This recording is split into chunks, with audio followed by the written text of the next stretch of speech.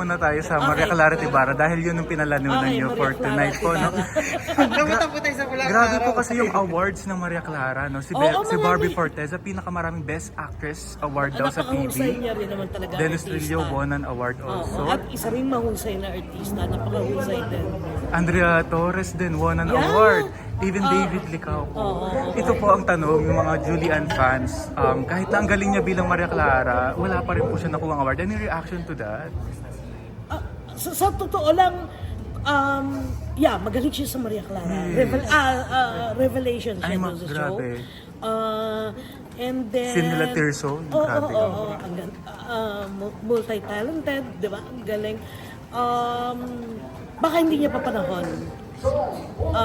At sa galing naman ni Julie, mapapatunayan niya pa rin ang sarili niya, dadating din niya. Pag dumating yung mga awards na yun, buhos yun, I'm sure.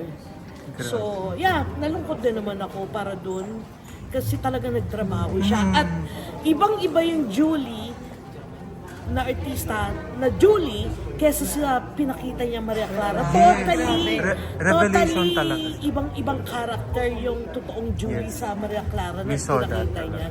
Talagang nakita mo talaga na nag-transform siya sa Especially dun sa El Fili na scene, yung parang nirelate siya, tapos mamamatay siya, grabe yun. Kaya sa Julie fan, medyo nalungkot dahil Oo nga kahit eh. isa wala talaga. Anyways, So, ayun naman po, sa Maria Clara at Ibarra pa rin po tayo. So, ang dami nag-aabang nun.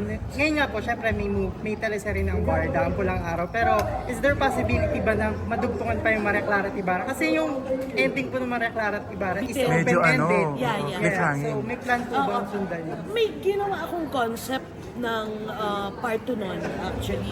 Pero hindi ko alam kung kailan gagawin. Right now malabo kasi nga we're doing Pulang Araw. And the next year, Encantadia. And then next year, Encantadia, nagsasabay yung dalawang show. Oo. So, hindi ko alam.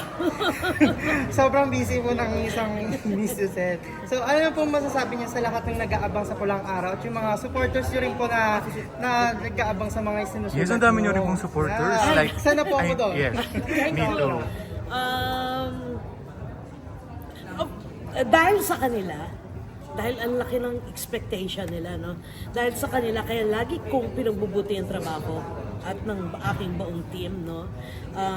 They giving mga shows or series na pinaghirapan. Malalaki. Oo. At saka talagang pinag-iisipan. At talagang nagre-research kami. Kasi deserve yun ng audience, di ba? Deserve ng audience. Diyan naman isang, maganda at matinong show. Diyan naman din po magaling ang GMA. Yes, naniniwala ako doon. Thank you. Last question na lang po, sa Pulang Araw po ngayon, syempre parang lumalabas po na yung Barda na po yung magiging bida. And before po sa Maria Clara, parang sila lang po yung Filay. So, Accidentally lang yun, di ba? Yung Filay. Pero gumanda. Kasi may chemistry. Ang dami kong alam. totoo. Pero this time po ba mas marami silang magiging eksena or marami kang aabangan na parang... Yes, oo. Kaya lang mas matured Mas ang role. yun na nga, Oo, mas mas more matured matured. ang role nila dito dahil nga ang backdrop nito ay war. Yes, Japanese. So, oo. So, masakit ang kanilang love story. Tragic po ba? Hindi naman. Okay, okay. Ay, hindi sasabihin. Wag muna, wag muna. Mag-expect po ba kami ng maraming tourists ulit? No, sasakit ulo namin Oo, everyday na naman. Oo naman. Oo, lalo at ang daming artistang involved. No? Rian Ramo, ang dami all-star. Oo, marami. Tsaka meron pang hindi nire-reveal na isa. May special role. Wow. Hit! Ayun. So, yan. Kung may mapopromote po kayo or anything po. Ayun, so, yun nga, Pulang Araw sa Netflix, July 26.